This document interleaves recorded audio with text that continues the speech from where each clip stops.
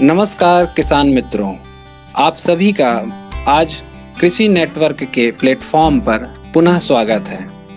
आज यहाँ पर हम कीटनाशकों का किस प्रकार सही उपयोग करें और उनके उपयोग करते समय किन-किन सावधानियों को ध्यान रखें, इस विषय पर चर्चा करने के लिए उपस्थित हैं। आज इस विषय पर चर्चा करने के लिए हमारे साथ डॉक्टर संदीप सथुआ उपस्थित हैं। इन्होंने अपनी पीएचडी कीट विज्ञान में की है और इनकी पढ़ाई बनारस हिंदू यूनिवर्सिटी वाराणसी से हुई है। वर्तमान में यह कीटनाशक कंपनी में गुड़गांव में कार्यरत हैं।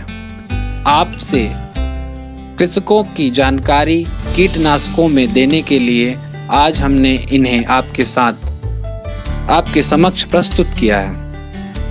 डॉक्टर संदीप, कृपया अपने बारे में हमारे कृषक मित्रों को थोड़ा सा जानकारी देते हुए बताएं ताकि वो आपके बारे में जानें। धन्यवाद डॉक्टर राहुल। आपके माध्यम से मैं कृषि मित्रों से बातचीत करने के लिए मौका मिला। मेरा जो कृषि का अध्यापन शुरू हुआ वो ओडिशा ओयूटी यूनिवर्सिटी से शुरू हुआ। फिर मैंने अपने masters degree Banaras Hindu university से लिया विद स्पेशलाइजेशन एग्रोनॉमी और एग्रीकल्चर जूलॉजी, जिसमें फिर उसमें मैंने उसी यूनिवर्सिटी से ही मैंने अपना पीएचडी कंटिन्यू किया और अभी पीएचडी के बाद मैं कीटनाशक जो कि रेपुटेड एफएमसीजी है वहाँ पे कार्यरत हूँ। धन्यवाद डॉक्टर साहब। जैसा कि हम सब विदित हैं कि आज की परिस्थितियों में कीटनाशकों का उपयोग किसानों के लिए अति आवश्यक साबित हो रहा है, परंतु जिस प्रकार हम जैविक कृषि की ओर अग्रसर हो रहे हैं उस दशा में हमें कीटनाशकों के सही उपयोग की जानकारी होना भी अति आवश्यक है। यदि हम उचित मात्रा में और बिना किसी सावधानी पूर्वक कीटनाशकों का उपयोग करते हैं तो वह पर्यावरण के साथ साथ मानव स्वास्थ्य में भी एक बहुत बड़ी दिक्कत या समस्या उत्पन्न कर रहा है। इसी विषय को गंभीरता से लेते हुए इस विषय पे चर्चा के लिए डॉक्टर साहब आज आप सभी कृषकों को जानकारी देंगे। तो डॉक्टर साहब आपसे जानना चाहूंगा कि कीटनाशक वास्तव में है क्या और इस कीटनाशकों के उपयोग की कौन-कौन सी विधियां हैं? बिल्कुल। कीट, पहले हम जानते हैं डॉक्टर राहुल कि कीट क्या होता है। जो भी कोई भी जीवधारी जो मनुष्य को आर्थिक या भौतिक रूप में नुकसान पहुंचा है, जिसका एक घनत्व तो उतना तक पहुंच जाए कि वो मनुष्य को नुकसान, खेत को हो गया या भौतिक रूप में हो गया, उसको नुकसान पहुंचाए, उसको हम पेस्ट कहलाते हैं, ये पेस्ट कहलाते हैं। तो जो भी हम लोग रसायन यूज करते हैं इन पेस्ट को मार देने के लिए, उनको हम पेस्टिसाइड बोलते हैं। तो पेस्टिसाइड या फिर कीटनाशक अप्लाई करने का बहुत सारा तरीका होता है और ये डिपेंड करता है उसके माध्यम का, किस माध्यम में हम लोग कीटनाशक प्रयोग कर रहे हैं। जैसे रासायनिक अगर हम लोग लिक्विड वे में कर रहे हैं तो उसको स्प्रे बोलते हैं। अगर डस्ट फॉर्मेट में हम लोग उसको खेत में उपयोग कर रहे हैं तो उसको डस्टर बोलते हैं, उसको डस्टर में यूज होता है, या ग्रैन्यूल्स होता है उसका भी फॉर्म होता है। तो ये डिपेंड करता है कि कौन सा कीट है और खेत और पौधे का कौन से पार्ट में कीट लगा हुआ है, तो उस हिसाब से हम इसका विवरण करते हैं। बहुत बहुत धन्यवाद डॉक्टर साहब, ये स्पष्ट करने के लिए कि कीटनाशक वास्तविकता में क्या है और कीट क्या है। क्योंकि कई बार हम जो भी फसल पे कोई भी हमें अगर कीट दिखा तो हम उसे उसका कीट समझ लेते हैं। तो कीट समझने के लिए कृषकों को मैं और समझाना चाहूंगा कि कीट वही जो क्षति पहुंचाए और वह क्षति इतनी हो कि वो फसल को भौतिक रूप से प्रभावित करे, आपकी फसल आर्थिक और भौतिक रूप से प्रभावित करे, फसल की उपज को कम करे। इसी कड़ी में डॉक्टर साहब हम ये जानना चाहेंगे कि अभी वर्तमान में हम देखते हैं कि जो ये कृषक मित्रों को कई बार विभिन्न प्रकार के कीटनाशक जो होते हैं अलग अलग, कहीं ईसी में लिखा होता है, कहीं एसएल में लिखा होता है, जो इनके जो फॉर्मुलेशन जो हम अपनी टेक्निकल भाषा में बात करते हैं उसके संदर्भ में थोड़ी सी जानकारी हमें प्रदान करें। देखिए, जो भी लिक्विड कीटनाशक आता है उसका जब बनता है वो कीटनाशक वो बहुत सारे फॉर्मेट में बनता है। जैसे किसी को हम लोग इमीडिएटली उसको पानी में घोल के स्प्रे कर दें। किसी को घोलने पे आपको देख रहा होगा कि धुएं कलर का पानी बन जाता है। और ये कीटनाशक सारा जिस वे में ये बनता है फैक्ट्री में, या कंपोजिशन इसका जो एक्टिव कंपोजिशन जिसको हम बोलते हैं, इसका जो विषाक्त पदार्थ होता है, उसके ऊपर ये सारा डिपेंड करता है। तो जैसा कि कृषक मित्र जानते हैं कि जो भी हमारा कीटनाशक है वो अलग अलग, चाहे वो तरल पदार्थ के रूप में हो, चाहे वह धूल पदार्थ जिसको हम डस्ट भी कहते हैं, कई बार जो कीटनाशक जो है वो दानेदार फॉर्म में आता है। तो यह जो है कंपनी के पदार्थ के निर्माण करने के तरीकों पर भी निर्भर करता है। बिल्कुल।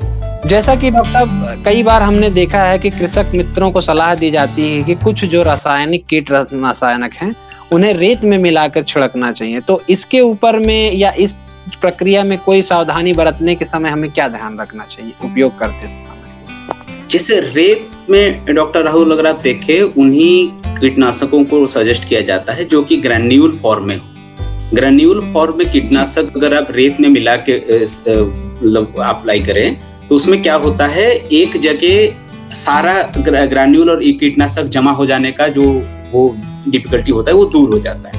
तो रेत मिलाने पे वो आप कोई भी किसान मित्र इजीली उसको खेत में, अपने खेत में फेंक सकता है, बहुत दूर तक फेंक सकता है। और उसको मिलाने पे जैसे अगर आप बोले तो कम मात्रा में ग्रैन्यूल यूज होता है, जिससे कोई भी रिकमेंडेड डोज होता है, जो निर्दिष्ट डोज होता है वो कम मात्रा में यूज हो सकता है। वरना क्या हो सकता है, जैसे अगर पूरे खेत में आपको बांटना हो उस ग्रैन्यूल को और आप सिर्फ ग्रैन्यूल को ऐसे फेंके तो वो सही उपाय नहीं होता है और वो जल्दी फिसलता भी नहीं है, क्योंकि अर्थात टाइम के बाद मतलब अर्थात यदि हम रेत मिलाते हैं तो रेत एक तरीके से उसके फैलाव में भूमिका निभाता है, अच्छे से अधिक उसका फैलाव को बढ़ाता है और ताकि जो भी मात्रा है वो अनुचित या अधिक मात्रा में कहीं एक जगह पे संलग्न ना हो जाए। इन चीजों के लिए हमें इस तरह के विधियों का इस्तेमाल करना। तो डॉक्टर साहब ये तो जानकारी हो गई हमारे विभिन्न प्रकार के उपयोग विधि की।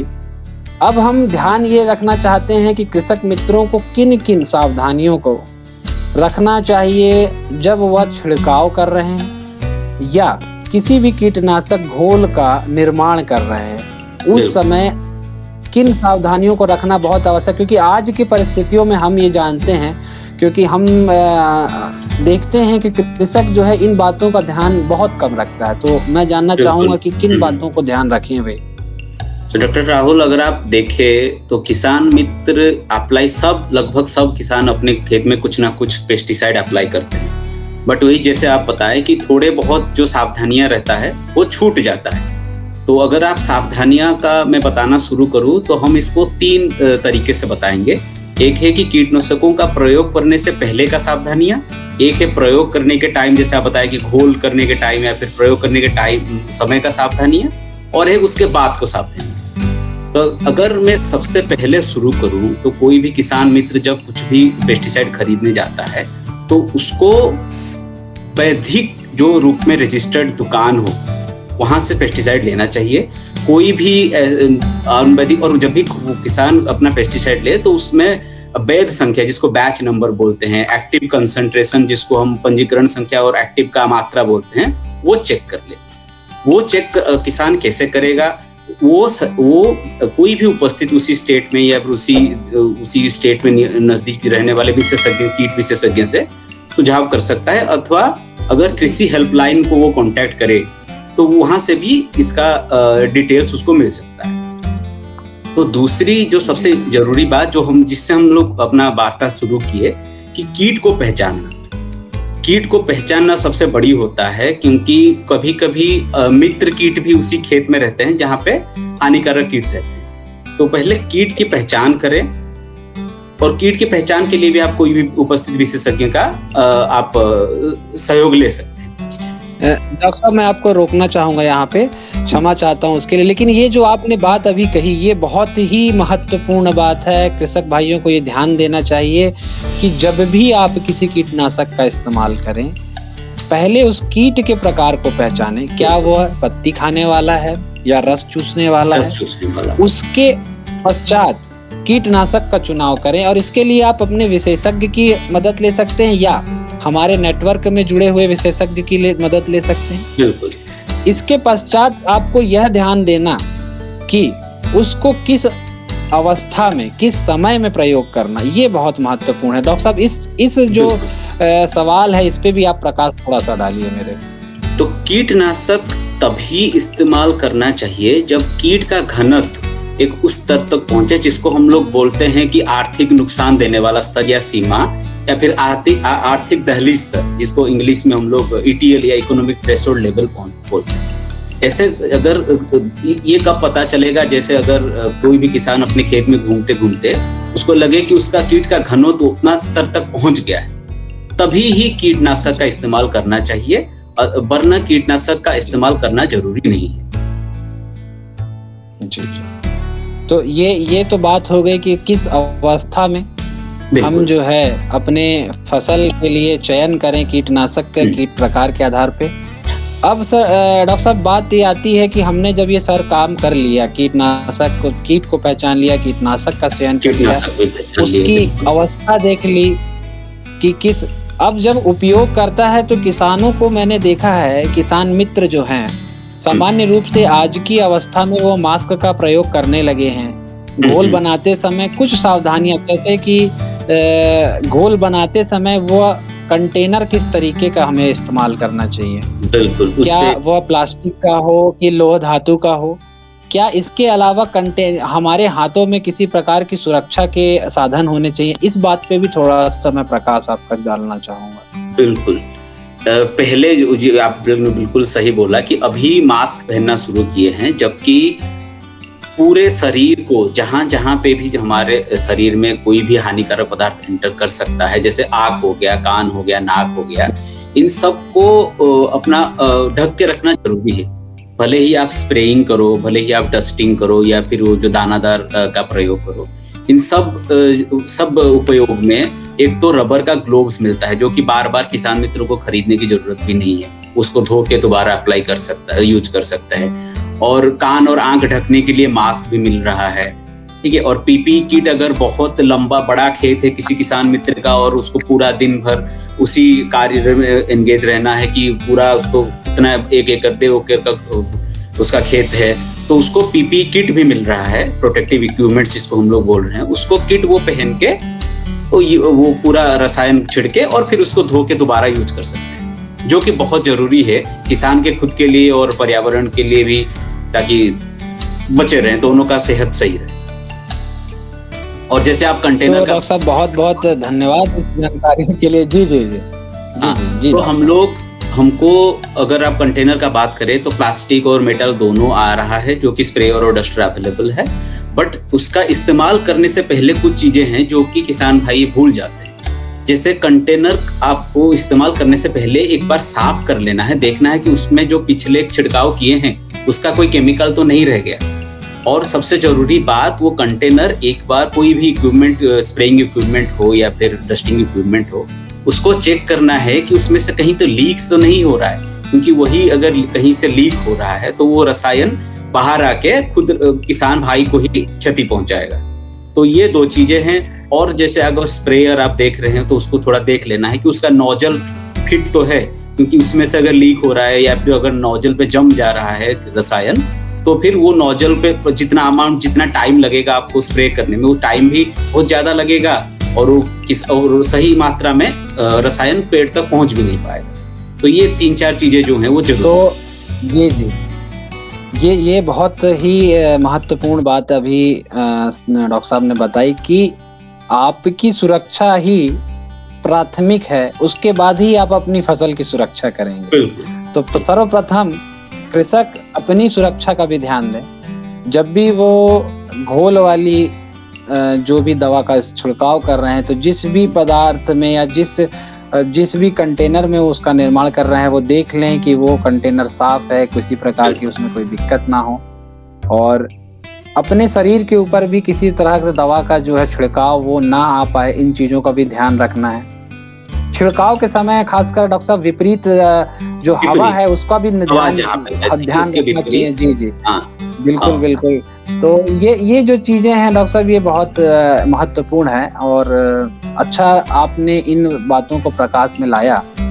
दूसरी चीज़ हम देखते हैं कि जब किसान इन चीज़ों को इस्तेमाल कर लेता है, इन चीज़ों के इस्तेमाल के पश्चात और जब वो किसान आता है, तब चीज़ों को वो ध्यान में नहीं रखता है, जो हमने अभी ऑब्ज़र्व किया है, आपने भी अपने वर्क एक्सपीरियंस में ऑब्ज़र्व किया होगा, देखा होगा इन चीज़ों को। तो उन चीज़ों पे भी मैं चाहता हूँ कि आप प्रकाश डालें, ताकि कृषक बंधुओं को पता चले कि वो उन चीज़ों से भी कई बार दुर्घटनाएँ घट जाती हैं, उनके किस तरीके से निदान को। बहुत इम्पोर्टेंट चीज़ें आप बताए हैं। जैसे किसान भाई लोग क्या करते हैं, एक तो ये सुझाव रहता है कि आपको जितने परिमाण, जितने मात्रा का पेस्टिसाइड चाहिए आपके खेत के लिए, उतना ही आप घर से या फिर दुकान से लेके जाए, उससे ज़्यादा लेके नहीं जाए, वो पहला रहता है।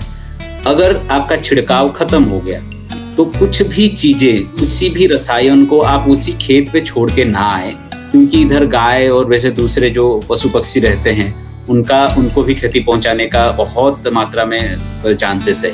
और तीसरा, अगर आपका जो भी आप प्लास्टिक या फिर जो भी कंटेनर आप यूज किए हैं, जब आप घोल बना रहे हैं या फिर कुछ कर रहे हैं, तो ये सुझाव रहता है कि आप उसको मिट्टी में 2 फीट के अंदर गाड़ दे, कोई भी सजाव। और अगर कुछ प्लास्टिक की पन्नी और वो सब रहती है, और वो जो कि जल जैसे पेपर का कुछ रहता है, तो उसको आप जला सकते हैं, कोई दिक्कत नहीं। बट अगर जिस चीज को जलाना ज्यादा वो रहता है, तो उसको आप 2 फीट मिट्टी में गाड़ सकते हैं, और खेत से दूर, ना कि उसकी खेत में गाड़े, खेत से थोड़ा दूर, जहाँ पे पर्यावरण कोई ना हो और खुला रहता हो, कोई आवाजाब ना आ रहा हो, तो वहां पे आप डाल सकते हैं।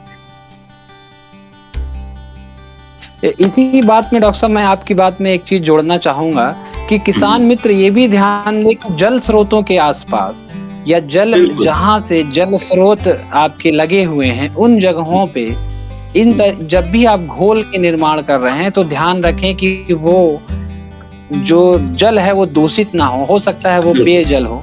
तो इन चीजों का भी कृषक मित्रों को ध्यान रखना चाहिए। तो डॉक्टर साहब, बहुत ही अच्छी जानकारी आपने कीटनाशकों के उपयोग विधि एवं उनको उपयोग करने के पूर्व, करते समय और करने के बाद में कि निम्न सावधानियों को ध्यान में रखें, उनके बारे में दी। आशा करते हैं कि ये जो कृषक भाई हैं हमारे, इन जानकारियों से लाभ उठाएंगे और किसी भी दुर्घटना से जो होने वाली है इन कीटनाशकों के उपयोग से, उनसे बचने में अपने आप को सक्षम बनाएंगे। इसी कड़ी में डॉक्टर साहब, एक छोटी सी आपसे जानकारी और जानना चाहता हूं कि अगर कभी दुर्घटनावश ये कीटनाशक कोई कृषक परिवार में कोई छोटे बच्चे या पशु, या सामान्य रूप से हमने देखा है कि बच्चे जो होते हैं वो थोड़े नटखट स्वभाव के होते हैं और इस तरीके के जो रसायन है इनका सेवन कर लेते हैं, उस परिस्थिति में जो है हम किस प्रकार से प्राथमिक उपचार करें, उसके बारे में भी थोड़ा सा आप प्रकाश डालें। बिल्कुल राहुल जी। तो इससे क्या बोला जाता है, जैसे अगर आप कोई भी पेस्टिसाइड रख रहे हैं अपने घर पे, तो उसको उस स्थान पे रखें जहाँ पे बच्चे और यूजुअली बूढ़े बुजुर्ग या फिर कोई भी आपके घर पे कुत्ते बिल्ली हो, उनके निकट में ना आए। ये पहला सुझाव रहता है। अगर गलती से कुछ रखने के उपरांत या फिर कुछ व्यक्ति ने कीटनाशक का शिकार हो गए या फिर पी लिए, जैसे बच्चे नटखट होते हैं उनके हो गए, तो पहले ही आपको इसको निपटाने के लिए एंटीडोट रखा जाता है, जो कि आपको सुझाव लेना पड़ेगा शीघ्र ही किसी डॉक्टर का। अगर आपको सांस लेने में दिक्कत हो रही है, तो पहले ही क्या किया जाता है, उस व्यक्ति या फिर उस बच्चे को जहाँ पे उपयुक्त मात्रा में ऑक्सीजन हो या फिर खुला हवा हो, वहाँ पे ले लिया जाता है। फिर अगर ज्यादा कठिन हो, ज्यादा सिचुएशन खराब हो रहा हो, तो इमीडिएटली डॉक्टर के पास ले लेना चाहिए। और डॉक्टर के पास लेने के समय ये ध्यान में रखना चाहिए, या तो आप उस कंटेनर पे लेबल को लेके जाइए, या फिर एक विवरण पुस्तिका आती है हर पेस्टिसाइड, जिसमें इस एंटीडोट, हर बीज का, हर रसायन का एंटीडोट उसमें लिखा रहता है। तो आप वो पत्रिका लेके जाइए, ताकि जो भी डॉक्टर देखे वो इमीडिएटली आपको मदद कर सके। तो एंटीडोट में भी अगर घरेलू उपचार आप पूछे, तो अगर जैसे आपको ऑर्गेनोफॉस्फेट, बहुत सारे ग्रुप या स्तर के पेस्टिसाइड रहते हैं, जैसे ऑर्गेनोक्लोरिन ग्रुप का आपको पता है कि आप यूज कर रहे हैं, तो डाइजेपाम होता है उसका एंटीडोट, जो कि डॉक्टर रेकमेंड करते हैं घर पे रखना और खुद का अप्लाई करना, वो मैं सुझाव नहीं करूंगा। वैसे ही ऑर्गेनो का फॉस्फेट और कार्बामेट पे हम लोग एट्रोपिन नाम का दवाई रहता है, तो 2 से 24 से 48 घंटे के बाद इसका इंट्रावेनस लेने पे मरीज तो नहीं बोला जाएगा, जो भी इसके संचय में आया हुआ हो जाए दुष्प्रभाव में जो भी आया है जी। या घर पे अगर आप कोई बच्चा पी लिया है तो गुनगुने पानी में नमक डाल के उसको उल्टी करवा सकते हैं, ताकि उस ज्यादा मात्रा उसका रक्त प्रसार में ना जा पाए। घरेलू उपचार उल्टी करवाना बहुत जरूरी रहता है। जी जी। तो कुल मिला के अगर हम इसको सारांश में कहें डॉक्टर साहब, तो सर्वप्रथम अगर प्राथमिक उपचार है तो प्राथमिक उपचार में यही देखा जाए कि अगर इस तरीके के कोई दुष्प्रभाव में आ गया है तो सर्वप्रथम उसको डॉक्टर के पास ही ले जाया जाए। चिकित्सकीय परामर्श बहुत जरूरी है। आपका जो मुझे इस पूरे कथन में ये लगा कि चिकित्सक को ही हम प्रेफर करें। घरेलू उपचार में आप उस समय उस व्यक्ति को यदि संभव हो तो उल्टी करवा दे, ताकि जो भी उसने पदार्थ को निगला है वो बाहर आ जाए और उसका प्रभाव कम हो सके। जी जी। तो डॉक्टर साहब बहुत बहुत आपका पुनः धन्यवाद मैं करता हूं। आप हमारे कृषि नेटवर्क के फोरम पे आए, कीटनाशकों से जुड़ी हुई विभिन्न प्रकार की जानकारी, उपयोग विधि और उनके निदान, समस्या के मतलब जब सावधानी उपयोग करते समय उनके समस्याओं के बारे में हमसे चर्चा की। आशा करता हूं कि यह जानकारी हमारे कृषक मित्रों के लिए बहुत उपयोगी सिद्ध होगी। इसी कड़ी में कार्यक्रम के अगले भाग में हम आपके साथ पुनः उपस्थित होंगे, फिर से एक नई जानकारी को लेकर, और कृषक मित्रों को नई जानकारी प्रदान करने के लिए हम सतत प्रयासरत हैं। धन्यवाद। जय हिंद, जय भारत। धन्यवाद राहुल जी, धन्यवाद किसान मित्र, सुरक्षित रहें।